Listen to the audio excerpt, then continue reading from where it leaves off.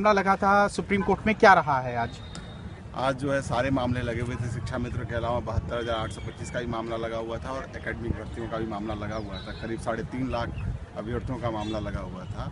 उसमें आते ही शुरू में ही AM खानविलकर साहब ने कहा कि मैं इस मैटर को नहीं सुन सकता हूं, इसलिए उन्होंने अपने आप को रेस्क्यू कर लिया इस मैटर को जी। लेकिन इन द मीनवाइल किसी अभ्यर्थी की तरफ से एक वकील साहब ने ये भी कहा कि 72,825 में जितनी भर्तियाँ अब तक 60-68 हुई हैं जी, उसमें बड़ी धांधलियाँ हुई हैं और इसकी जो है CBI इंक्वायरी होनी चाहिए। ये भी प्रेयर किया गया है। बट कोर्ट ने कहा कि आज हम कुछ भी नहीं कर सकते हैं क्योंकि हमारे ब्रदर जो है रेस्क्यू कर रहे हैं इस मैटर से, इसलिए रजिस्ट्री आगे की डेट देगी।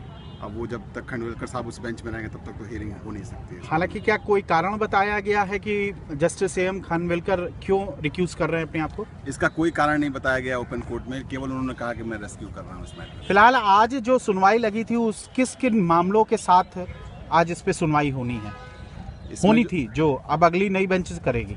इसमें 3 मामले लगे हुए हैं। 72,825 का भी मामला लगा हुआ है जो सोल टेट क्राइटेरिया मांग रहे हैं। दूसरा शिक्षा मित्रों का भी मामला लगा हुआ है और तीसरा मामला जो आया हुआ है वो है एकेडमिक। ठीक है, तीनों मामले एक साथ लगे हुए हैं। लगभग 3.5 लाख अभ्यर्थियों का भविष्य का मामला जो है। अब जबकि खानविलकर साहब ने अपने आप को रिक्यूज कर लिया है, क्या प्रक्रिया होगी?